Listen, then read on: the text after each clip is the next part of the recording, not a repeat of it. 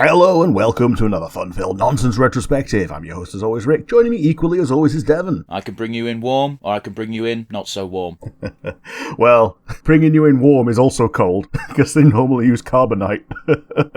But yeah, we're talking about Mando Season 3 this time. But before we get too far into anything, let's go with our time-honored tradition of the nonsense, asinine hypotheticals. And do you have one for me today? Yeah, my one's going to come with a few caveats, so I apologise for that in advance. Rick, once again, I'm giving you creative control of a Star Wars-themed show, but I want you to do it in the style of The Mandalorian, in the sense that you're going to pick a race, and that's going to be the main character, that's the background we dive into. Here come my caveats. It can't be Wookiees, it can't be Dathomirians, and it can't be whatever the fuck Thrawn is.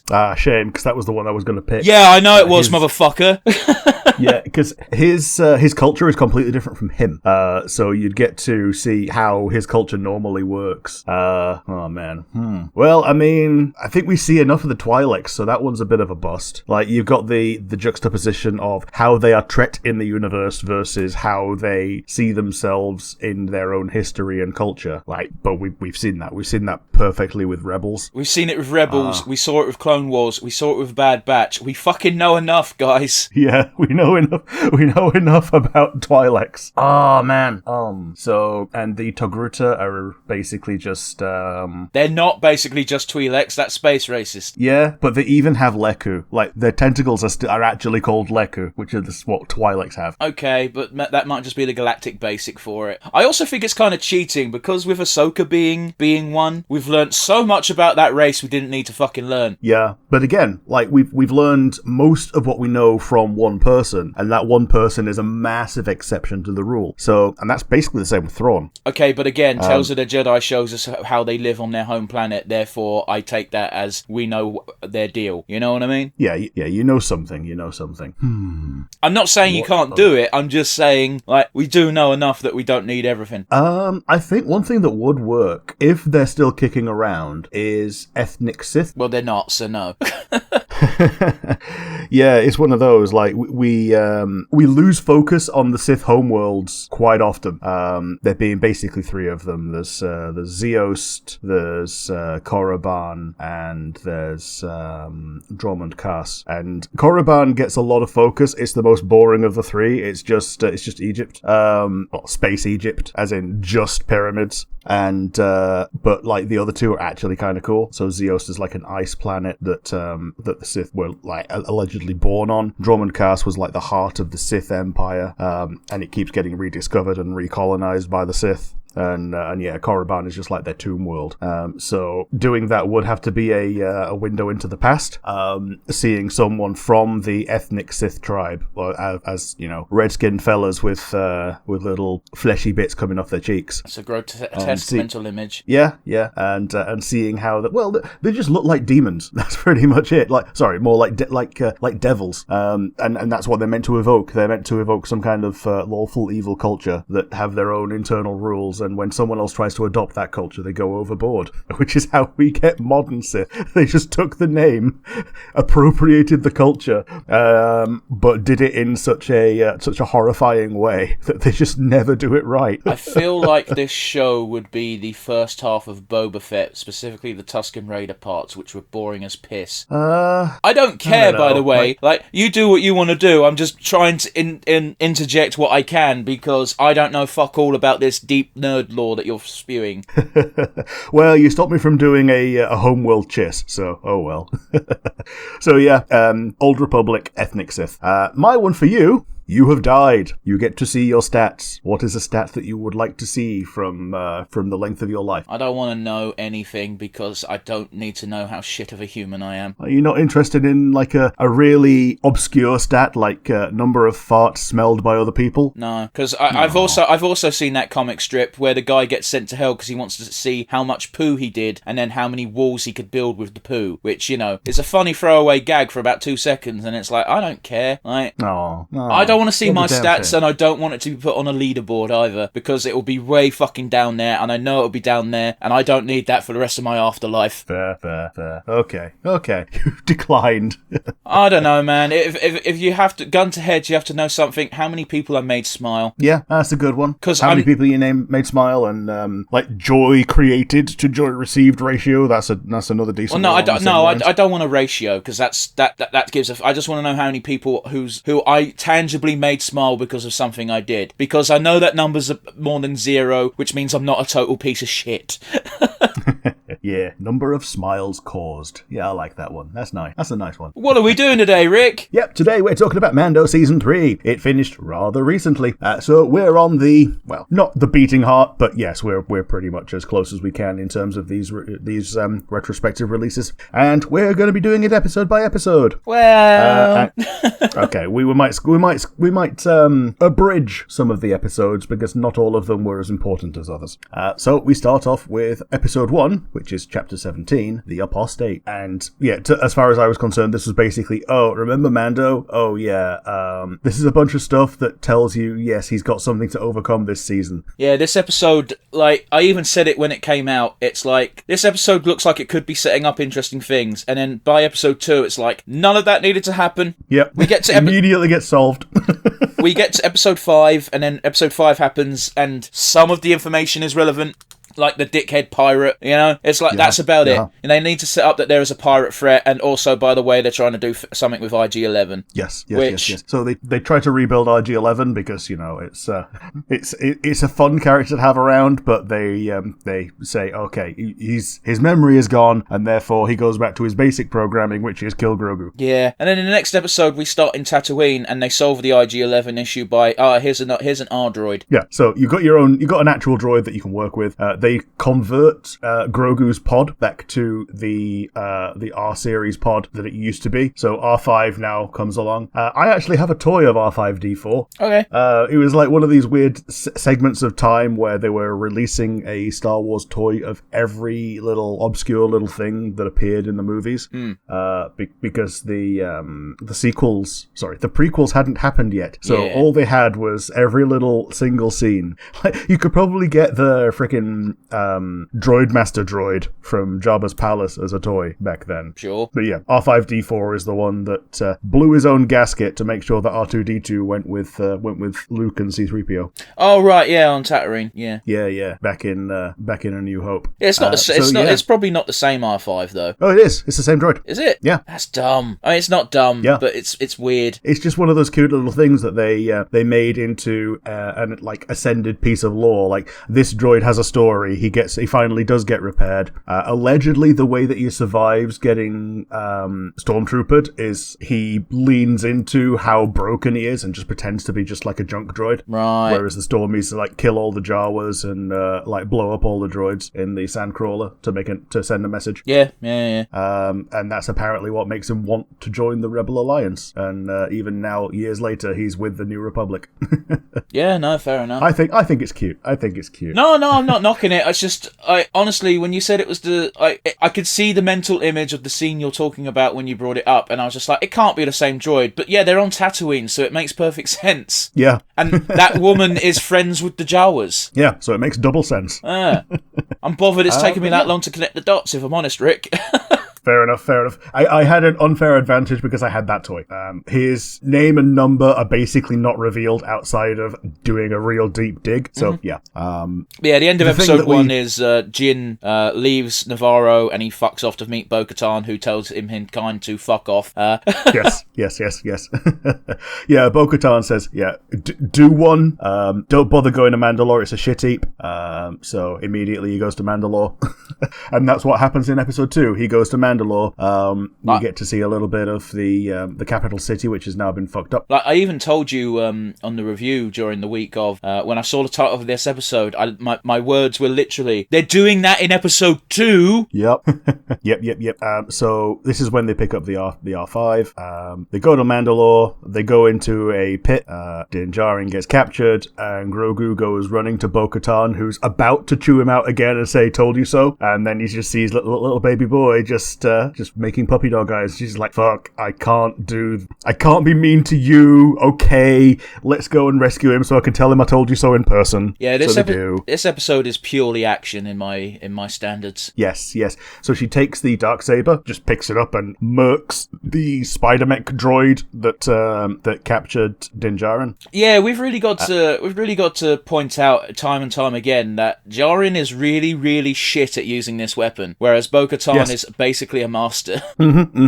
She has had it in the past. She has used it in the past. Her armor is already built to use it. Like, one of the things she has is, instead of having like a general shield belt or something like that, she's got an actual like buckler targe of laser shield that she uses. So she can literally go sword and board with it. Yeah, we see it best used in this episode, I think. No, we see it best used in the finale, but we'll get to that.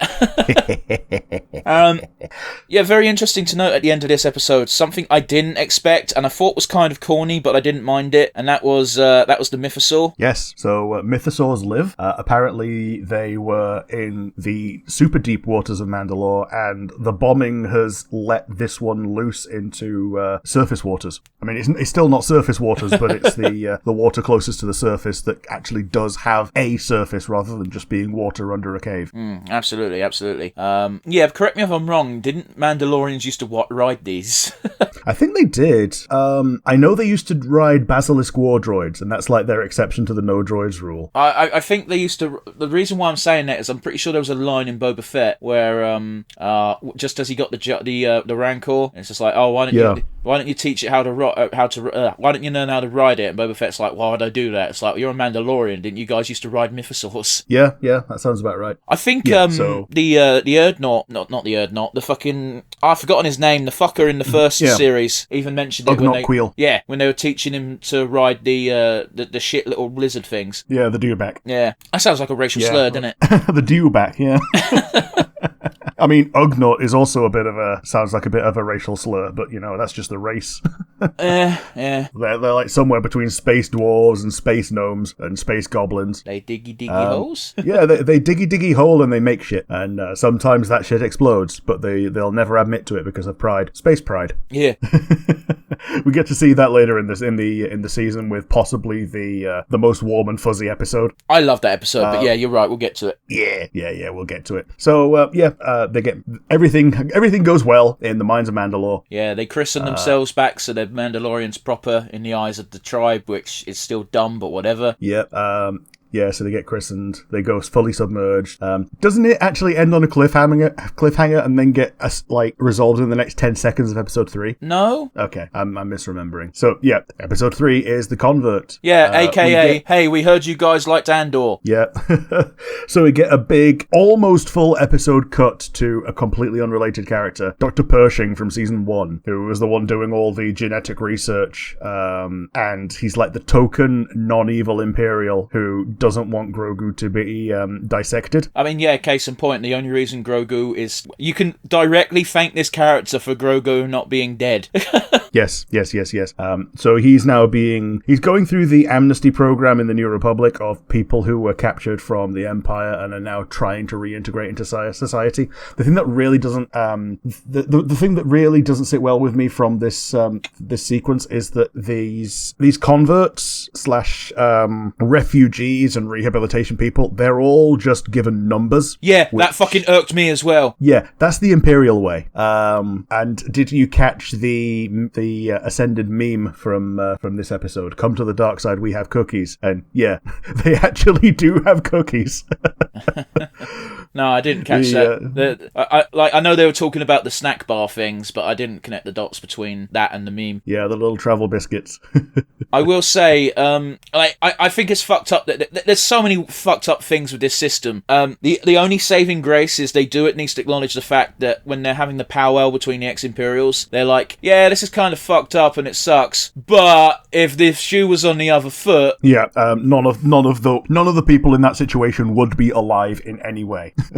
Either that or fully enslaved. Like, I get it. With this sort of thing, you do have to have a way of identifying people easily. However, they're doing it on such a scale that there is no longer any human element. Like, even though one-to-one, I don't know if it's daily or weekly, the timeline, passage of time is really unclear in this episode. We know an amount of time passes. We know it's not done in a day. That's about the gist of what we get. But yeah, because he has to visit his parole droid multiple times, get asked the same questions each time. And this is what I'm saying. It lacks the human element. Like, if there was a human counselor talking to him, they would have, well, they wouldn't have necessarily immediately clocked on, but they would have eventually gone, well, he's answering the questions, but you just have to look at his body language and the way he's talking to know that something's going on, and we need to dive into this further. And, you know, I do feel bad for the character at the end, especially seeing as his fucking fate is really fucked up, but, you know. Oh, yeah. Dude gets lobotomized. Like, they put him into a lobotomy machine turned down to setting number 1, and then the person who's been egging him on the entire time turns it up to 11 and, like, bakes his brain. Yeah, it's not good. Little shit. Yeah, well, we know why she's a little shit. But yeah, it's one of those where even when they get caught, the first thing Pershing says is, why did you betray me? Yeah, totally.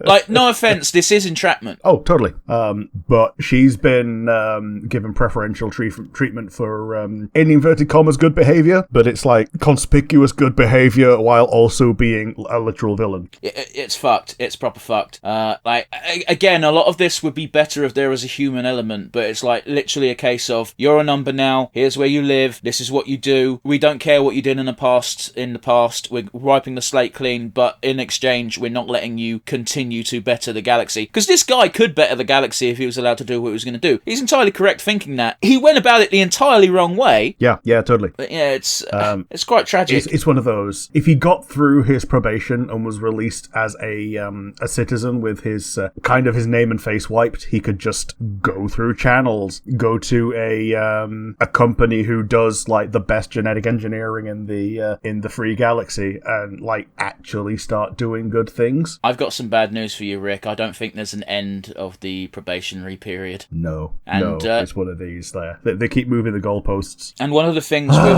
with Pershing in particular is they show him talking to his superior at work where he's sorting chips, and he's like, is there a way I could do this or I could do that? And the guy above him just goes, just keep your head down, count the things. Yep. Just sort the chips. You're here to pass the butter. Oh man. And yeah, that's the majority of the episode. We do see Bo-Katan going back home and getting a house bombed by a bunch of TIE interceptors and TIE bombers. Yeah, that's the beginning. It's nice. Oh yeah, that's the beginning. Yeah, those are obviously far and away more advanced than just basic bitch TIE fighters, and it's nice to see them. And in hindsight, it's kind of apparent how come they did that and why they knew she was there. Yeah. Right? But yeah, essentially what happens is to escape from the TIE destroyer, the TIE bombers, Bo-Katan really wants to fight, and Jin rather rightly says, no, not going to happen. So they jump to hyperspace, and while they're jumping to hyperspace to get away, that's when we get the episode, which is, hey, we heard you liked Andor, and then at the end, we rejoin them. Yeah, we rejoin them. They get to the covert. They both prove that they've been baptized. I do like how it's always Pav Vizsla who's a dick. He's just like, as soon as Jin said we've bathed in the minds of the minds of Mandalore, I almost said Moria. Might as well be. Yeah, you're not wrong. And fucking Paz just goes, bullshit. And to his credit, I don't blame him. Yeah. Like if I told you I'd gone and had a sandwich in Atlantis, you'd probably tell me bullshit as well. Yeah. What is this, Futurama? Yeah. Well, that's Atlanta, Georgia, which has fallen to the where the Coca-Cola factory has been pumping out toxins for thousands of years. Yeah. That's 1,000 years. That's how come we evolved gills. But yeah, turns out that Bo-Katan also fulfills the requirement of getting baptized because she hasn't taken her hat off since. Yeah. Or at least she doesn't admit to doing so, which seems to be the actual requirement. Well, since she bathed in the waters, she's telling the truth. She hasn't taken her helmet off since because she's been constantly fighting. Yeah. So yeah, she's now counted as Mando by the religious sect rules of the Concordian covert. Sorry, and then we get to episode 4, chapter 20, the Foundling. This is where Ragnar, the kid with the comically large Mando helmet, gets kidnapped by a wyvern. Yeah, only after getting his ass handed to him by Grogu. Oh yeah, the standard best of 3. He wins the first 2, and then Grogu wins the last 3 in one go. Yeah, because hey, guess what? Force dodge is bullshit. Yeah, Force dodge is bullshit, and Force aim is bullshit. It's almost as if the Force is bullshit, and the story is correct to get rid of the Jedi. Well, that's not true, because the Jedi are a force of pure good. Like, I know people like to bend the rules to make things seem shitty and shifty and a bit more grey, but George Lucas was never that nuanced. Like, Jedi good, Sith bad, that's the crux. And yes, you can play with it a little bit with grey Jedi and whatnot, but I don't care. Yeah, it's one of those. Grey Jedi tend to actually be better people than just straight up Jedi or anything like that. Yeah, so. I don't want to get into it. You get the point I'm making, right? But the point I was having was it seems to have been narratively the correct thing to do to get rid of them because they're too powerful. Yeah, but I'm talking the narrative rather than the in-story reasons. But again, the narrative is, hey, there's all these good Jedi. What are they doing? They're just sitting on their asses all day, smelling their own farts. That's rather harmless. Yeah. So they go and rescue the Foundling, mostly under the command of Bo-Katan, who just steps up immediately, formulates a plan, and takes under advisement things that she might not know, and immediately modifies the plan around it. They go, they win, they bring the kid back. I think they'll get 1 or 2 casualties, but not the kid, and that's what matters. Yeah, but it turns out to be Paz's adopted son. Yeah, I will say, not the most imaginative name Ragnar for a warrior race's kid. For those of you who don't know, Ragnar is the king of Vikings, the OG Viking.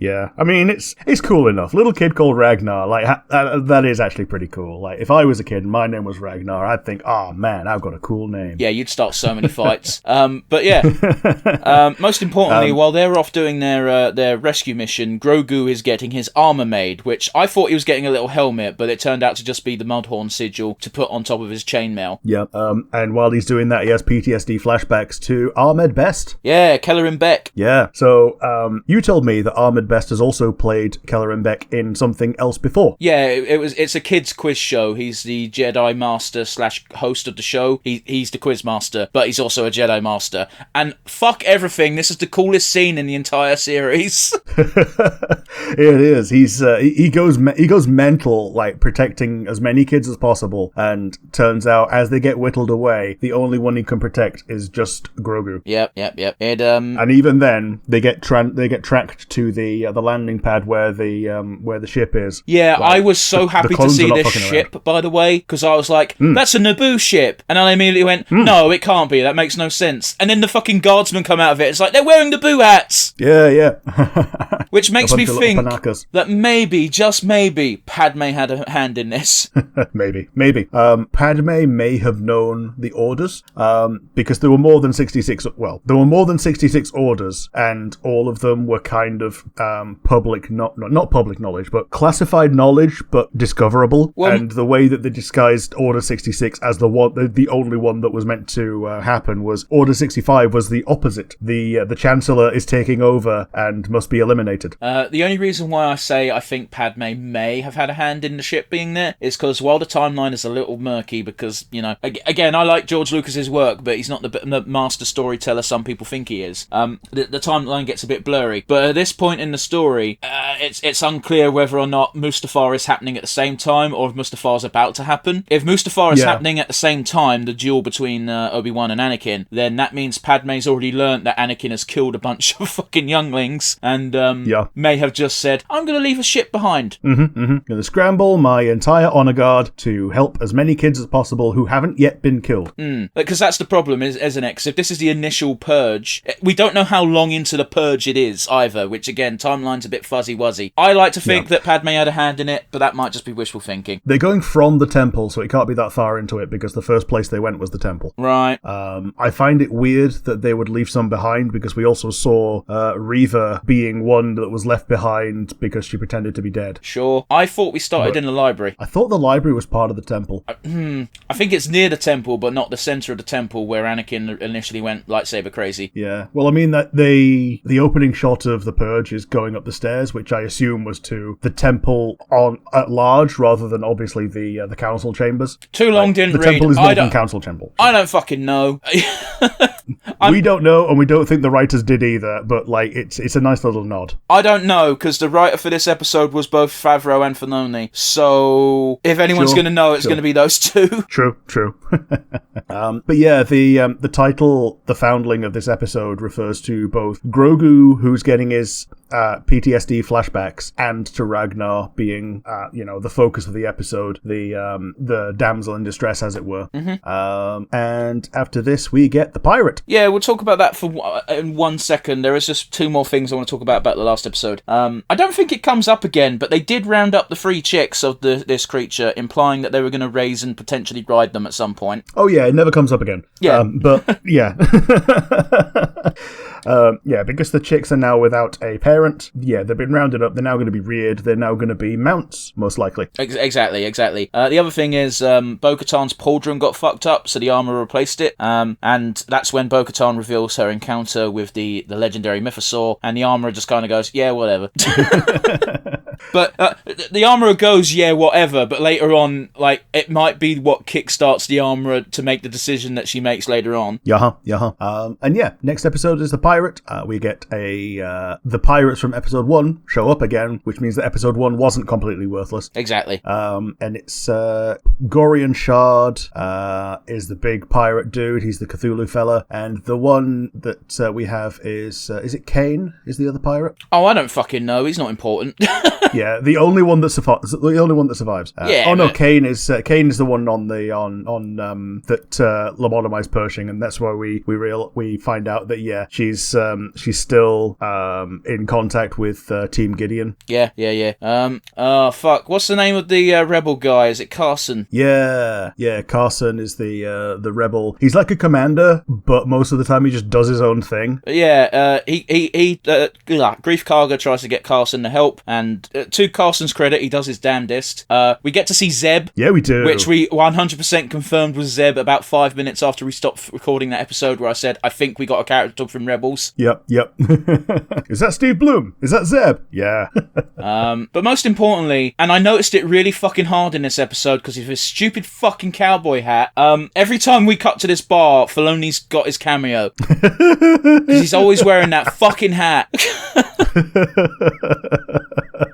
Or if it's not Filoni, then he's got a fucking body double that he's cast as a background actor, which I highly doubt is the case. Yep. Considering he's pretty much on set the entire time, yeah, he can put himself in, no problem. But yeah, this is another episode I would describe as an action episode.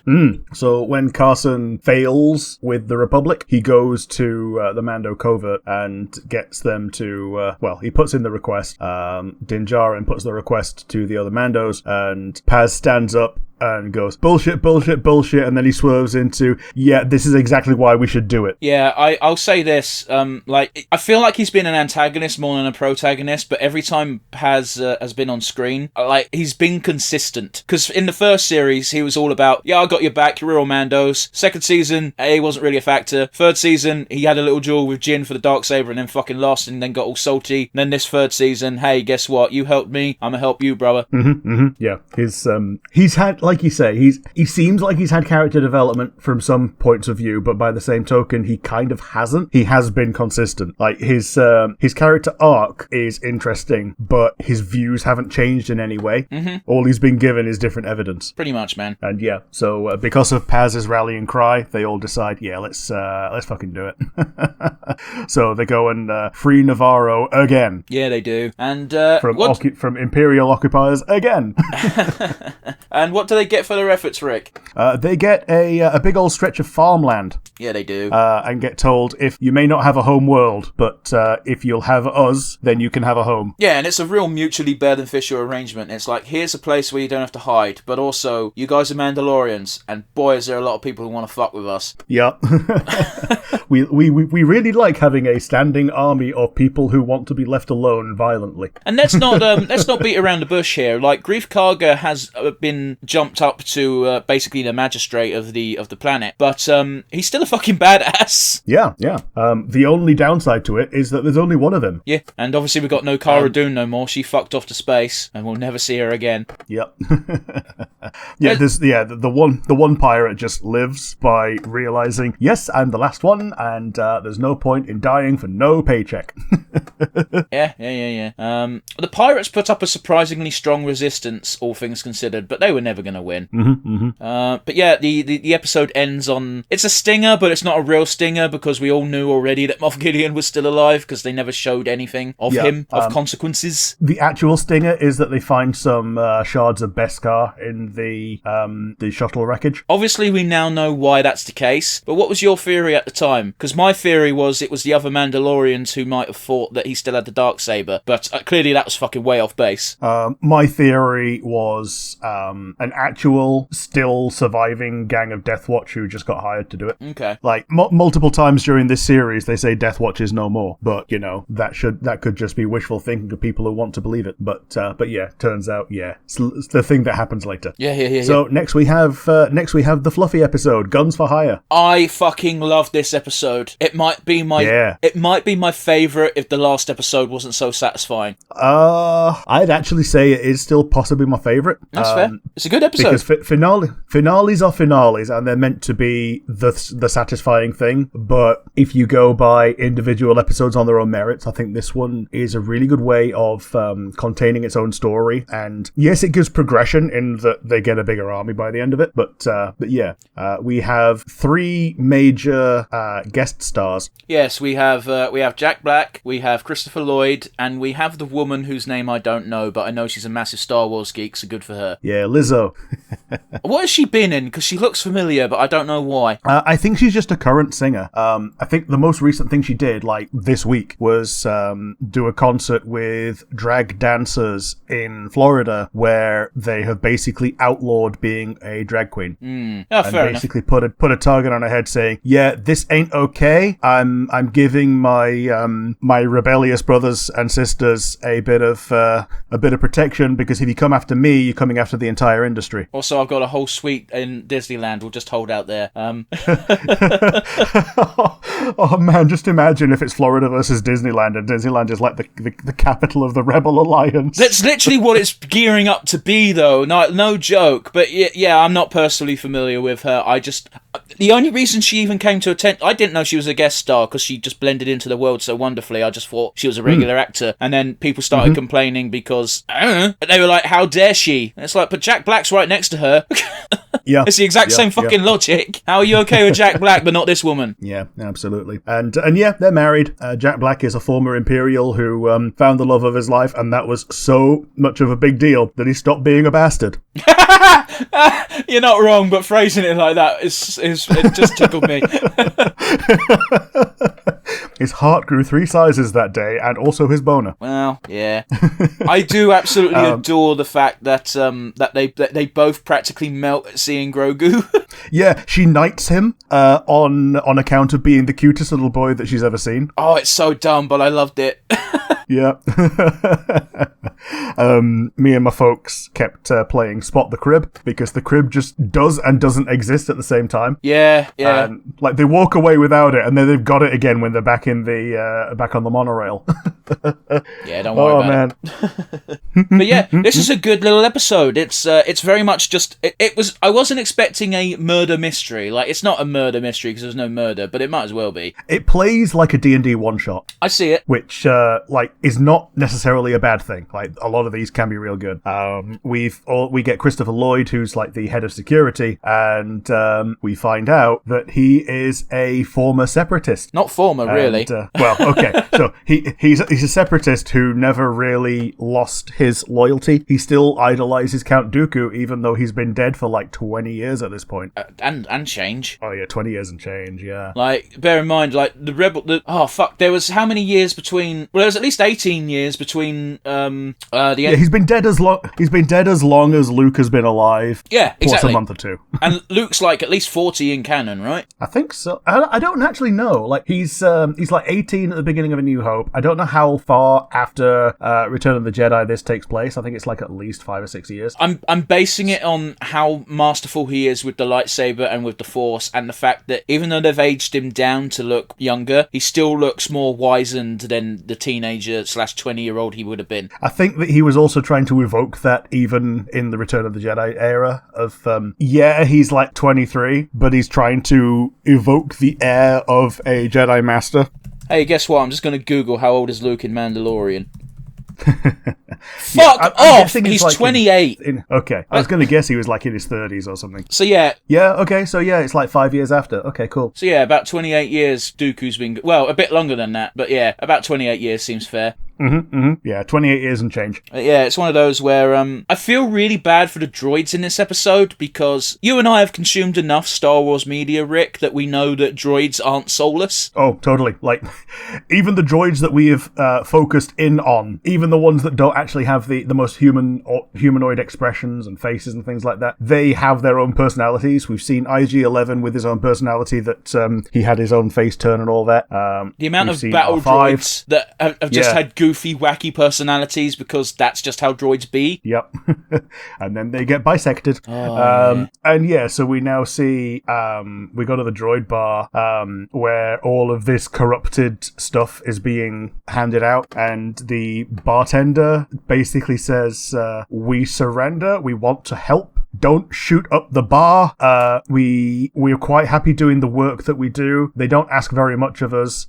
They live such short lives, and if we don't have a purpose, then we're scrap heap. Yeah, man. It's oh goddamn. It's a weird dilemma, isn't it? Sorry, not even a dilemma. Yeah. It's one of those where like you got the thing in reality where people are playing around with AIs, and it's like, but what happens if they develop a conscience? Like, it's the fucking Mass Effect. Does this unit have a soul all over again? And it's like, well, what the fuck's a soul? And it's like, if you've got your own personality and you can think, you shouldn't be treated like a machine, even if you have the body of one. Totally. But yeah, again, the bit that really highlights how much I felt bad for the droids is when they're on the dock. And granted, Jin doesn't like droids anyway, but he just started fucking kicking super battle droids, and the regular battle droid was just like, could you please not? and he sounded legitimately sad when the response was, why, they're just droids. And it's like, stop kicking the puppies is what I was thinking. Yeah, and this is part of what I mean by it feeling like a one shot. You've got the fighter who's gotten bored of doing the investigation and wants to has come up with a solution of, if we kick enough of them, we might eventually crit and get the one that's actually evil. And it does. Yeah, I was going to say, and the annoying thing is you can't be too mad because it fucking works. Yep. So they find the super battle droid who has had the nanomachine not even. It kind of is surgery, but they don't know it. It was basically a blood transfusion, right? If you think about it. Yeah. So it's the nanomachines are pervading the fuel. Normally, it's different nanites that are just there to repair things. But this one actually can reprogram droids at will. Yeah. And yeah, he starts having a fight, and he gets put down eventually after a bit of a chase. Weirdly, when a police line is set up, the humans are able to leave, which sounds like the wrong thing for a crime scene like that. But oh well, it lets the episode continue. I think that's the only thing that felt weird about the entire episode for me. And that's when they go back to Christopher Lloyd. Like, it was such dumb fun that I didn't really care. Do you know what I mean?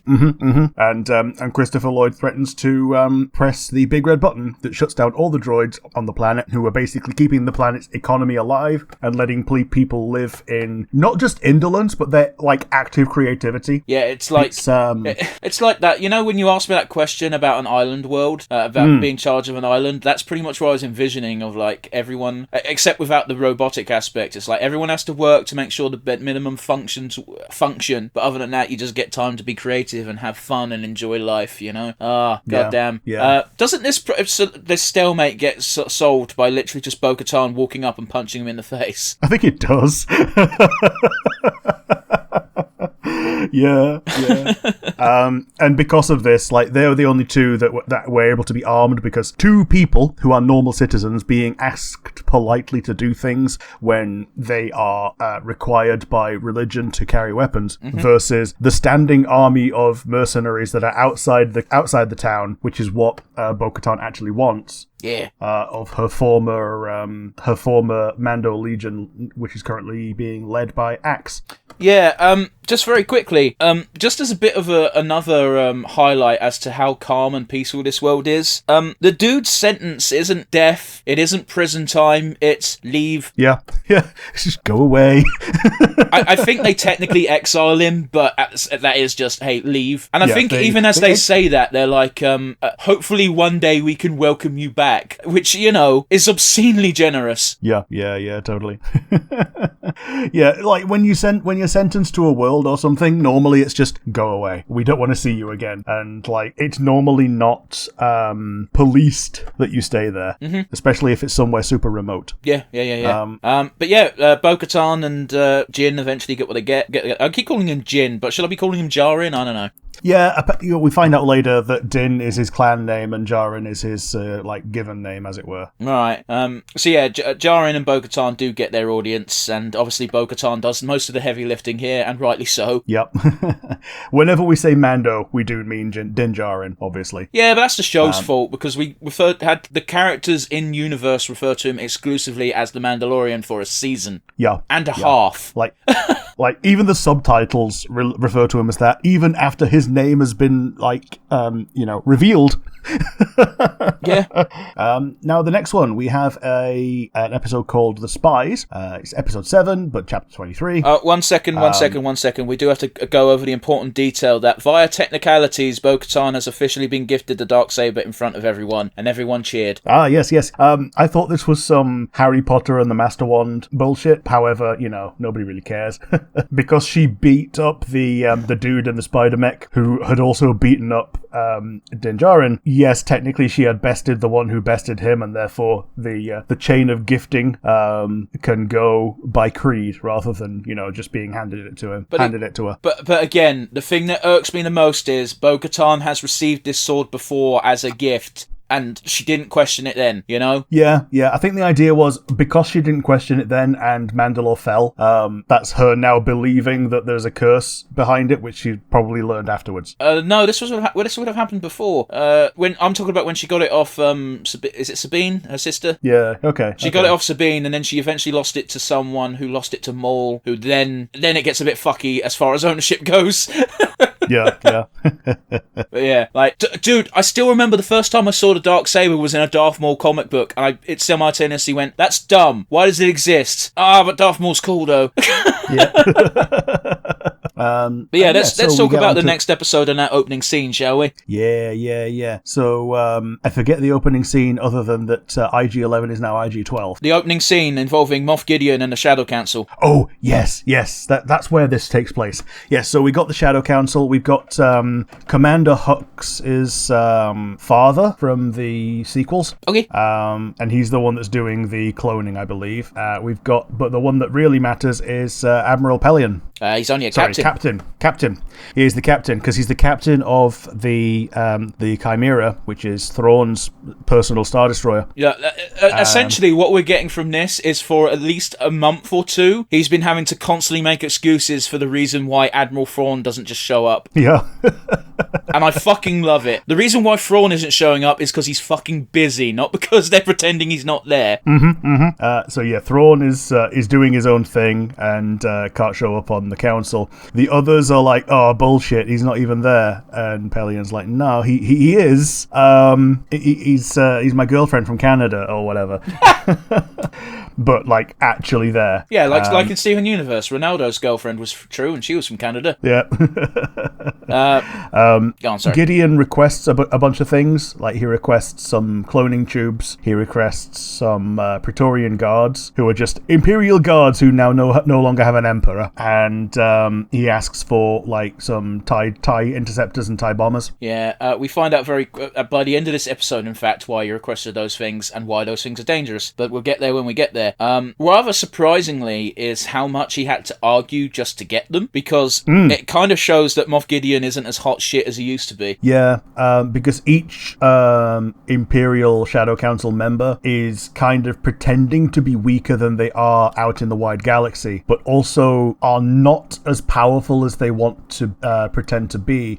They have what they have. They're bluffing that they have more, and they really don't want to show that they don't. But by the same token, if they show that they do have more, then the Republic's going to be on them like a ton of bricks. Yeah, well, case in point, isn't there literally a discussion in this meeting where one of the people is like, "Hey, you got to slow down raiding that corridor because they're going to come after us if you don't slow the fuck down." Yep, pretty much.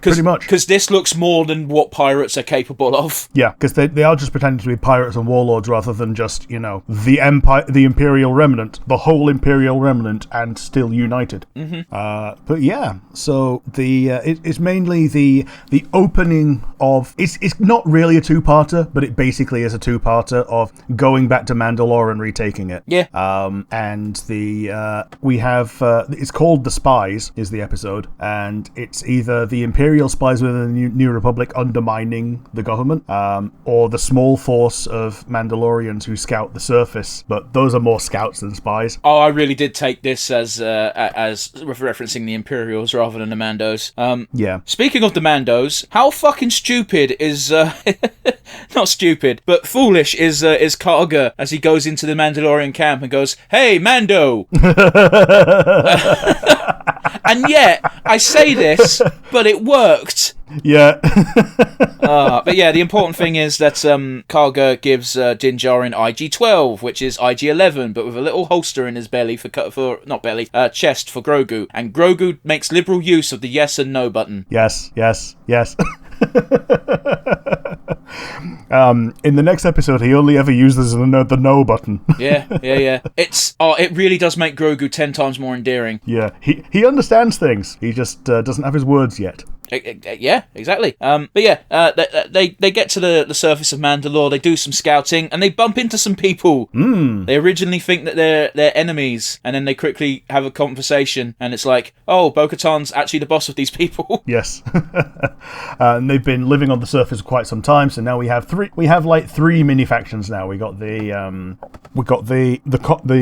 normal Bo-Katan commandos that she was out in the universe with. We've got the Bo-Katan loyalists on the surface, and we've got the Mando covert. Yeah. And she's uniting them all. The other thing that we kind of glossed over is that when she went to do this, the armorer told her, yeah, you can remove your helmet. This is how big of a deal it is. You have walked both worlds. You need to be able to unite people on your own terms. Yeah, the armorer is pretty much the strategist behind all this in that she knows that she needs someone to act as a bridge between every clan, and Bo-Katan is that person. And even when using jetpack combat, the armorer still only uses the hammer and tongs. It's so dumb, but I love it. Yeah. Man, we should put a counter up for the amount of times I say that when we talk about Star Wars, because the amount of things that are dumb, but I don't care because it's cool. But yeah, oh man, their plan for Mandalore is a pretty solid one. They send down a scout force, and then it's literally just going to be, we're going to scout things out. When things are safe, we'll bring down the proper armed forces. And it turns out that's not the only reason they have to bring down the proper armed forces. Yeah, because things are not safe. No, I don't think anyone, us as an audience could kind of figure out that Gideon was on Mandalore by the beginning of this episode, considering all the precautions he wanted to take, etc., etc. But there was no way of anyone in universe knowing that was going to happen. True enough, absolutely. So we see Gideon's new duds. Yeah, I shared a great meme with you, didn't I, Rick? Yeah. I have appropriated your culture. Pray I do not appropriate it further. Yeah.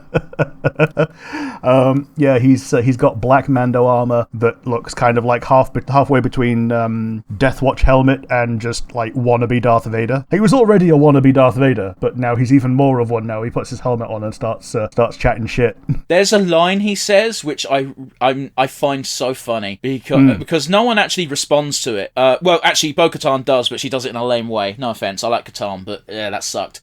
Is that he goes, take away all of Mandalorian's toys and they really are nothing, and that's rich coming from an Imperial.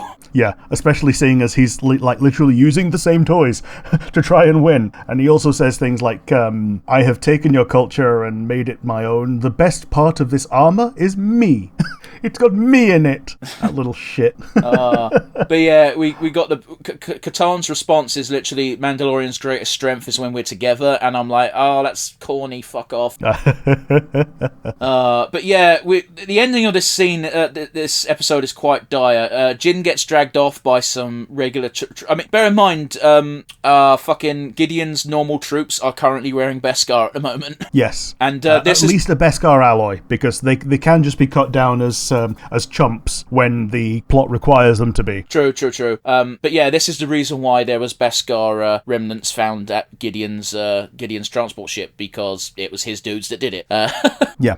But yeah, we get a fitting send off for a character that's been with us for 3 seasons. Yeah. What was your words? I can't believe they made me shed manly tears over fucking Paz. I never said that. I think you might have read that on Reddit or something. I think I said I can't believe I give a shit about this happening because the character's a real one-dimensional character. But yeah. Can't believe they made me give a shit about Paz was I think what you said. And also immediately followed by, hey, fuck it, there's no better way than going out like Boromir. Yeah, he truly did get Boromir. He was holding the line on his own, like closing the door behind him and telling Bo-Katan in particular, get with the rest of them. I can Gatling gun all these by myself. Turns out he couldn't Gatling gun those 3 by himself. Hey, guess what? If it wasn't for the Praetorian Guard, he would have made it out. He would. The unfortunate reality is with Paz is he does one thing and he does it well, and that's that fucking Overwatch megafire with his Gatling gun. Yeah. Everything else, I wouldn't say he's shit at it, but like he had a one-on-one duel with Djarin, and Djarin beat his ass despite not being able to use the fucking Darksaber. Yeah, because he's not a close combat combatant. He's a heavy machine gun guy. Yeah, like his only chance in close combat is kind of like Wrecker from Bad Batch, but not to that degree. In that he is physically large, and you have to be to rock that weaponry. But you know, he can pick you up and put you down. Yeah, he's not full force. He's not a technical fighter, and unfortunately, with the way the Praetorian Guard came in, he didn't have enough time to really drop his weapon. So it was a real unmatched fight, and I think what they did well with this scene is set up just how scary that moment is in the next episode. Yeah. But is there anything else you want to talk about this one before we go into the next one? No, I think we can go straight into the finale. Okay, the finale. It's a good fucking finale. We didn't get any secrets or surprises or reveals, but I don't care. It was still good. Yeah. Grogu rescues Mando. Yeah. With his IG-12, all the while pushing the no button. This is what I'm saying, 10 times more endearing. No. We get the little heart-to-heart with Djarin and Grogu, where Djarin goes, okay, this is going to be scary, buddy, but I need you to stick with me. And then he messages Bo-Katan and says, I've got the kid, and then fucks off and goes, okay, R5, I know you is it R5? Yeah, R5, yeah. Yeah, it's like, okay, R5, I know this is scary, buddy, but I need you to do me a fucking solid. Yeah. And he does. Oh man, the little mouse droids when they're trying to beep at him. Oh, that fuck! I had a giggling fit, man. And when R5 fucks off, he just knocks one of them off like nonchalantly. I get the feeling that wasn't planned, and yet they just left it in because it was funny. On TV Tropes, it also shows creator cameo again. Dave Filoni once again sitting at the bar. Yeah, in his fucking hat, like in the back of the shot. You can I love Dave Filoni. Don't get me wrong. What he's done with what he's been able to do with Star Wars is fun and it's great. But fuck off! Don't wear the hat. Yeah. It's one of those. He might as well be gorming at the camera and waving every time he's in the shot. You know what? I shit you not, Rick. I would actually like that more. Oh goodness. But yeah, we kind of glossed over it, but Axe Woes did the fucking MVP move last episode with Paz Vizsla putting down the cover fire, which is what he's good at. Axe Woes fucking did some tightrope thread the needle shit to escape. He gets back to the main ship, he sends down the reinforcements and tells the families and stuff, hey, if you're not a fighter, fuck off. Yeah, if you're not a fighter, get on a non-combatant ship. If you are a fighter, get on a combatant ship. The combatant ships are going down. I'm also bringing down the cruiser. Yeah, I don't think you can give Axe Woes enough credit in this episode in being able to hold off the TIE fighters, interceptors, bombers, whatever the fuck they were. One man in that big ship holding them off for as long as he did and then going, alright, we're going down, let's see if I can control this. Yeah, he's like jogging from pilot seat to gunner capsule just to be able to like get that particular gun working at that particular time. He doesn't get rid of many of the bombers, but that's not his goal. It makes it look like the goal is to make it look like it's still a full ship. Yeah, this actually happened in history, Rick. I don't know if you know this. During First World War, there was a French soldier who was essentially the only one left in his trench after his trench is getting bombed the fuck out of, and the Germans advanced upon the trench line, and this guy was running up and down the trench firing loads of guns to make it look like they were fine, and the Germans went, fuck, we can't just march to that trench, we're going to back off for a little bit. Like, it's happened in history. Granted, I don't think you could repeat such a feat now with modern day guns, but yeah, like, this isn't an unrealistic thing is what I'm getting at, which I know, don't talk about realism when you're talking about fucking space pirates and wizards and shit, but whatever. Yeah. I feel you though, like, it's real good when you can bluff something when the technology doesn't allow you to see through the bluff immediately. It's great. Yeah. I was so ready to lose Axe Woves after losing Paz the previous episode that it was kind of cool to see him just blast the front windscreen off and then just fly out. Yeah, that should not be possible, but because these windscreens are meant to withstand like actual starfighter and ideally other cruiser level of laser blasts from the outside. But hey, fuck it. You can hand wave it as badass. Yeah, they are. You can hand wave it as you got the shields from the outside, and the shields don't actually care about the inside. But yeah, it shouldn't have happened, but it did, and now we don't have to lose Axe Woves as well. Might also be a case of Axe Woves using slugs, because I know that's a thing Mandalorians do sometimes, and most ship weaponry that I've seen, apart from bombers, is literally just laser weaponry. So maybe that had something to do with it. I don't know. We're also super over analyzing it, but you can't blame us. We've got to talk for a podcast. Yeah, true. And yeah, I think it was actual slugs. Like it was explosives that he used. But yeah, so I find it weird that Gideon was giving Hux shit for cloning and that being his pet project when he's all got an army of himself, which have all been spliced with the Force. Yeah, but it's kind of telling as well, isn't it? Because the Shadow Council aren't just, as you kind of mentioned before, like the Shadow Council are meant to be all on the same side, but they're fucking not. Yes, yeah, they all want to be Starscream. They all want to like inherit the Empire. Exactly. I will say this though, I like the fact that Djarin didn't even question it and just immediately destroyed all of the clones. Oh yeah. Now we're aborting Cell. And the thing I find funny is during the initial confrontation between Gideon and Djarin at the end there, Gideon goes off on this rant as if to say, all this time spent cloning myself, making the perfect forces, making me perfect by giving me the one thing I never had, the Force, and you destroyed it in 10 seconds. And they don't play it up at all, but I wanted the camera to cut to Djarin and Djarin to be like, I didn't know you were doing that shit. Because no one knew he was doing that shit. They just stumbled upon it and went, this is a bad idea, whack. I didn't even know you were succeeding. I just thought it was a shit idea.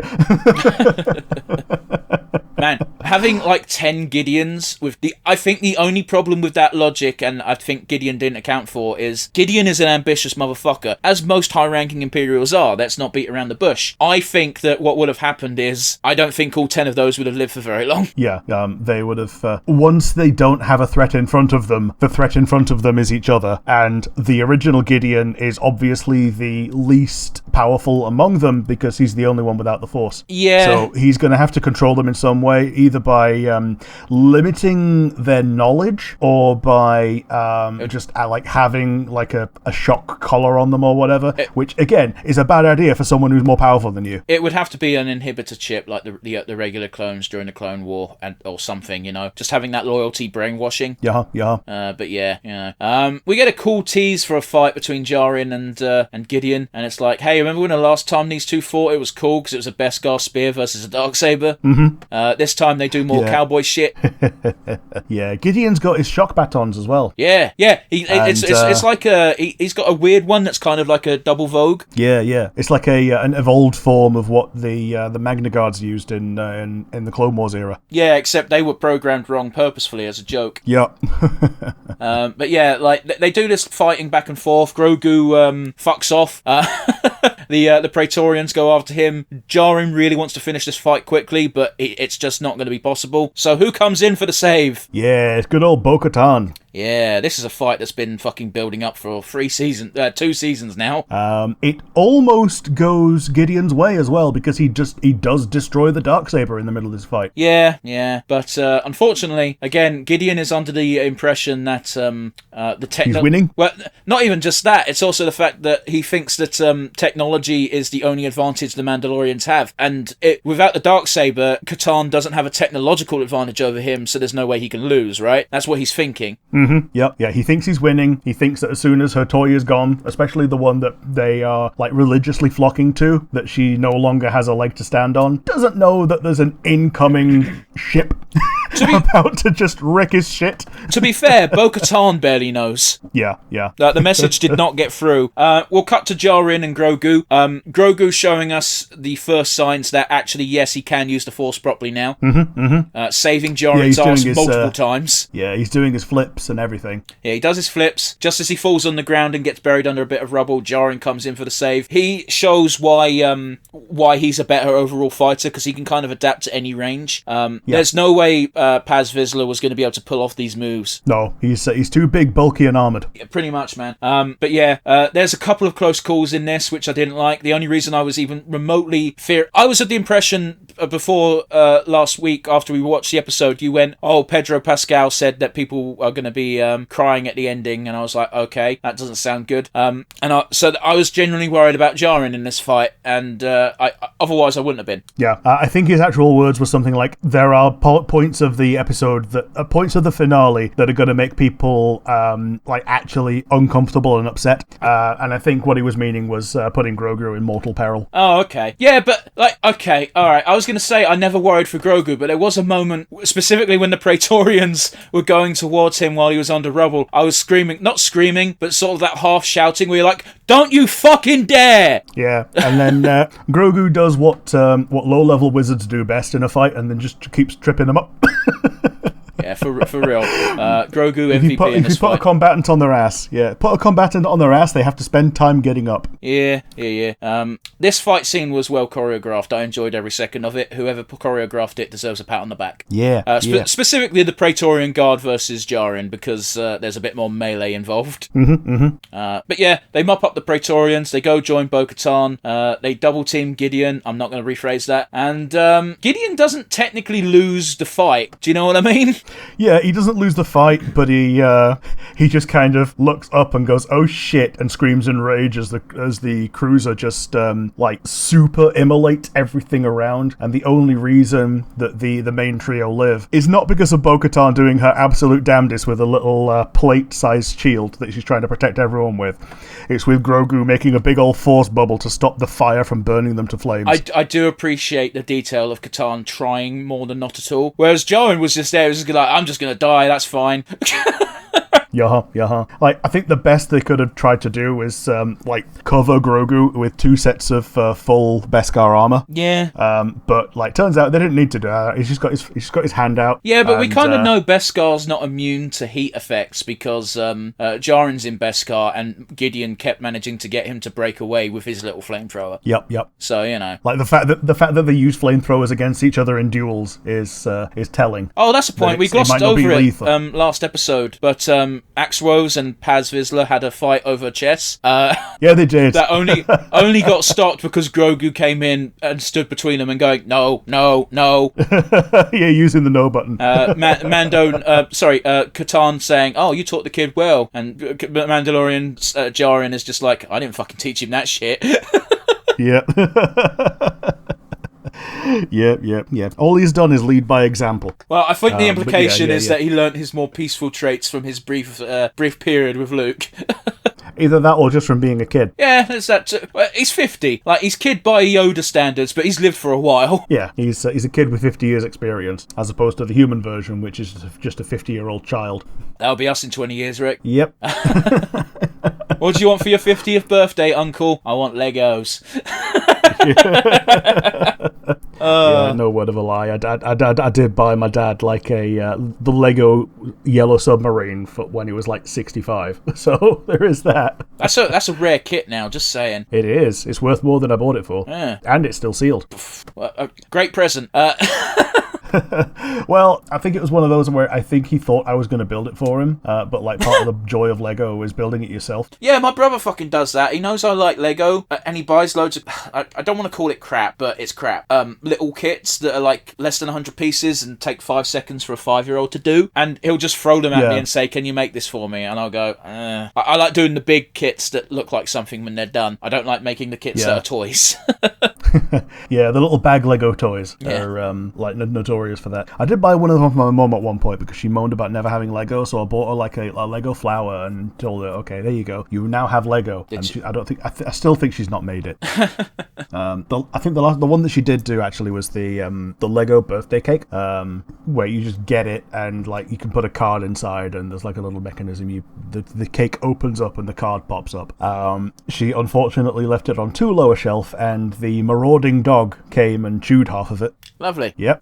We've all been victim to dogs that haven't been trained properly. That's what happened to my magic cards. Yep. Or trained at all in quite a lot of places. Well, yeah. Like, every dog has to be trained to a certain degree, otherwise it shits everywhere.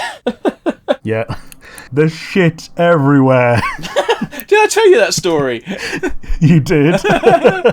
Oh, he might listen to this, so I don't want to go into it on air. But yeah, it still makes me laugh in hindsight. But yeah, after the fight, we get Ragnar gets basically anointed into the cult, and Mando wants Grogu to be anointed. Yeah. And this is impossible for someone who can't take the creed on their own, but for someone who is adopted by someone who's taken the creed, he can do it on their behalf. Yeah, and I straight up told you at the end of this episode, I thought that Jaren had already unofficially adopted Grogu anyway. Yeah, so similarly, like, the number of people that refer to him as your boy, I just assumed that this was already the case. Like, he never corrects them. No, he never does. Like, I think it's basically, he's already accepted it in his heart, but he just needs it to be in front of Creed to be official. So, yes, we now have Din Djarin and Din Grogu. Yeah. Yeah, after this we get a last cut scene with Carson. Djarin goes to that little, and as you said, we had the fucking scene with Filoni in the background, the bastard. I love you. One hand waving, the other hand thumbs up. Might as well have been. Seriously, I would have laughed. It would have been better. But yeah, Mando basically says, hey, we know there's a load of Imperial forces out there still. We know you can't officially deal with them, but hey, kick me a bit of cash and I'll deal with them off the books. And Carson's like, why would I do that? Let me think about it. And Mando's just like, you've already thought about it. I'm going to take that as my first payment, and it's the IG assassin droid helmet head, and I think everybody knew what was going to happen after this, and they don't even beat around the bush. They cut to it straight away, and they show exactly what Mando did with it. Yeah, he's now officially the marshal of I forget the name of the place. The Navarro. The marshal of Navarro, because the regular Mandos are now on Mandalore and no longer using the farm field. Well, not all of them. Yeah, there's a couple who, you know, are rather conspicuous by the fact that they are the main characters, who now have a little cottage. Yeah. And I saw the cottage and I went, oh man, look at that toy. I will tell you this. Playset cottage. The very final scene and of just them sitting on the porch looking out in the world, and I just smiled and I went, yeah, Mando's got a good ending. And then I immediately went, this ending has been made specifically so that Mandalorian can just show up in any media that is set after this point. Yeah, he's already had his good end. Now he can just pop in to you know, hype up something. He's now the Wolverine of Star Wars. Like, we even know that anything involving ex-Imperials he can show up in because he's officially accepted unofficial contract work to kill Imperials. Yeah. Yeah, that, and also he and Boba keep doing each other solids at this point, so he can show up in, if there's more Boba stuff, he can show up in that, and probably will. And yeah, just anything to do with Imperials, possibly including Ahsoka, because, you know, he knows Ahsoka now. Yeah, I feel like Ahsoka is going to have a Mando crossover, even if just a little one. Yep. The number of, how many series are we going to have with an episode titled The Mandalorian? Probably at least one more. Yeah. They're going to do... what was it? Go on, sorry. What was it? The Mandalorian returns for like 2 episodes in Book of Boba, and those were the good episodes. Because it wasn't just Boba Fett focusing on fucking Tusken Raiders again. It was the beginning of the good episodes, because I really liked the episode with Cobb Vanth and the showdown at the end with him and Cad Bane. Yeah, totally. But that's not fair, because it's Cad Bane. Yes. But yeah, we've got to wait for Cobb Vanth to show back up as well, because that was the stinger for Boba Fett, is that he's not dead, even though it didn't look like he was dead anyway. Yeah, he got like shot in the armpit and that was it. Yeah. But yeah, if that's about everything, we should probably do our wind down. Yeah, so from the book, not the Book of Boba, from Mando Season 3, do you have a favourite moment? My favourite moment was the reveal of Christopher Lloyd's character being a separatist, and still after this long after that conflict holding out. Like, we've seen it in Bad Batch with loads of separatists, but that's just after the Clone Wars ended. This is after an entire other galactic regime. Yeah, this is like it's not quite the same thing, but it's a lot like those two Nazi fetishists in Father Ted. This is like 30, 40 years later, and still like pining for, in inverted commas, the good old days. I don't think they're directly comparable, but okay. What about you? Do you have a favourite moment that stands out? It was pretty much the same one. However, to give a different answer, just for having a different answer, because you've given a good explanation of what was also my favourite moment. I really did like Bo-Katan using the Darksaber against the Spider Mech. So yes, she uses it in duels, and duels are cool, but I also really enjoy seeing good fighter play against something that's not just another person doing something similar. So a complete mismatch in skills and abilities. It's like seeing a Monster Hunter style fight with space weapons. I thought was neat, and it was nice to see her using the Darksaber in conjunction with the buckler shield and the other toys that she had. It's a really weird favourite moment to have, but that's my second pick. Yeah, no, I get you. It was an interesting scene, although again, I feel like it's been done to death with lightsabers. Sure. I mean, not in the movies. Like, I think the closest thing we got to that in the movies was in Attack of the Clones, where they were in the arena and they ended up having to, you know, cut the horn off that charging Rhinox or whatever it was with the like 2 mouth horns and 1 face horn. Look, the only creature whose name I know is the Acklay, and don't ask me why I remembered that, and it's the giant praying mantis type thing. Yes. I also know that name for some reason. I think it's because in Battlefront 2, they're wild creatures you can encounter in one of the forest maps, and they say, beware of the Acklay, and I think that's why the name stuck. Or like its health bar pops up and it's got the name on it. Either that or it was on a Tazo, which is also a reasonable reason to know something from Star Wars. For those of you who don't know what Tazos are, they're dead.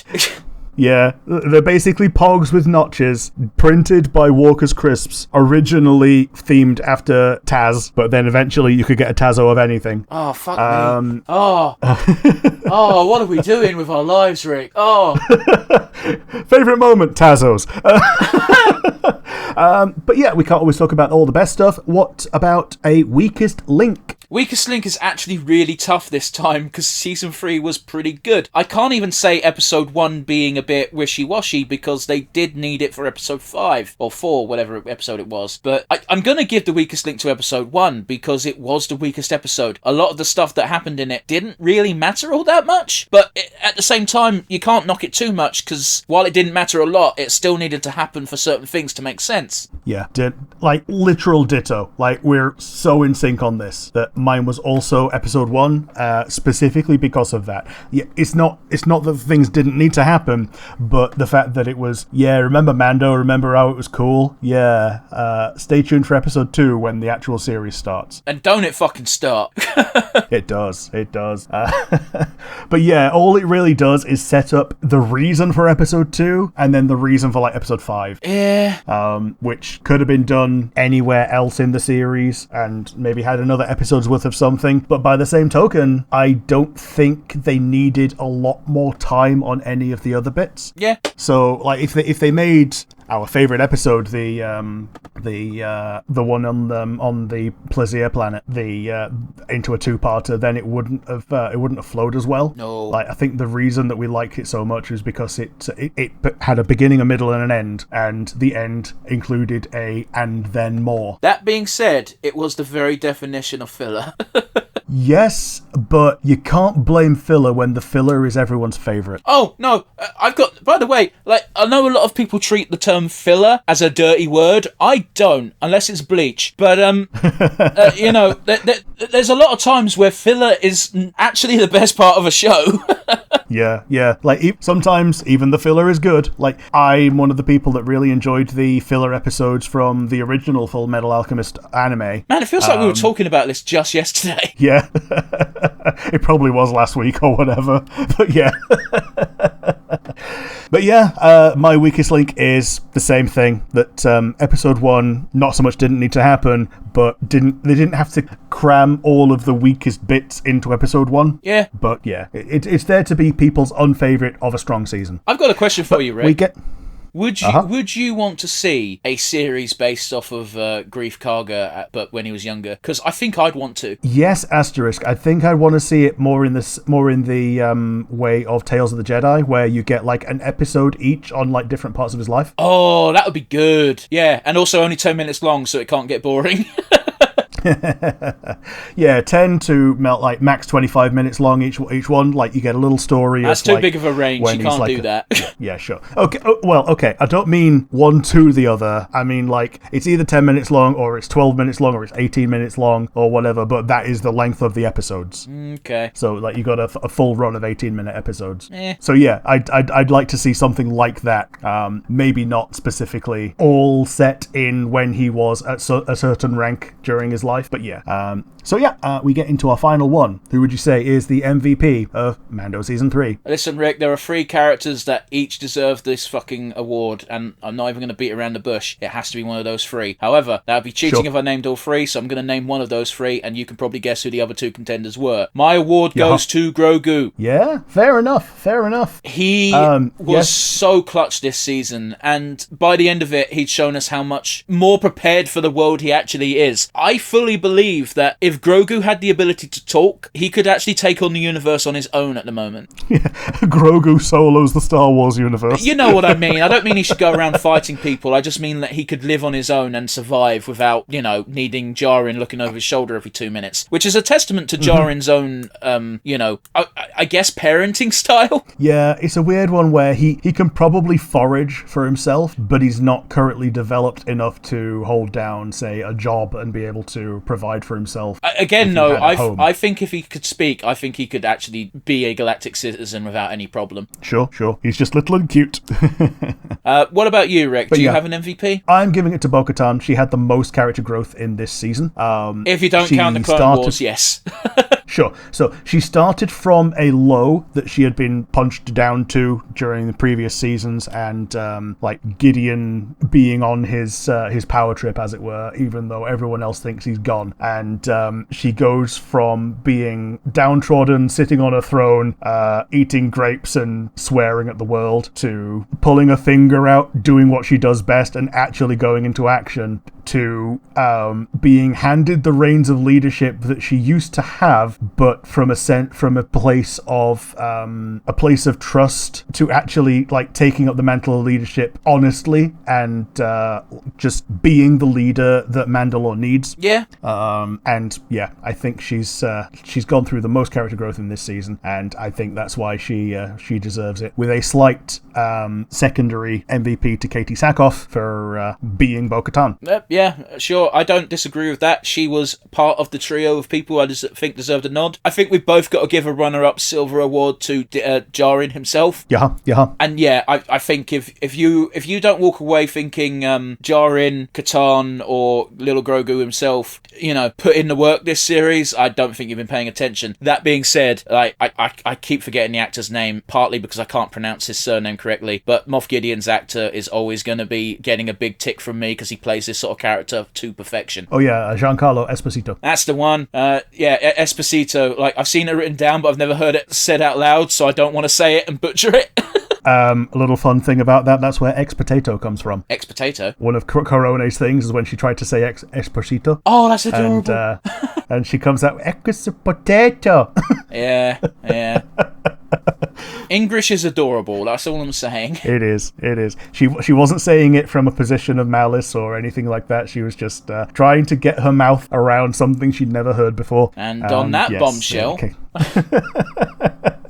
Yeah, so if you liked the episode, you've got the comment section down below. If you're listening via one of the many audio platforms instead of YouTube, you have the email address, which would go to nonsensereviewuk@gmail.com. Once again, that is nonsensereviewuk@gmail.com. This is the voice I use when I want to make sure people can hear me. Yeah. So, yep, if you made it up this far, then as always, you are our favourite people. And it's going to be a goodbye from me. And as always, may the Force be with you.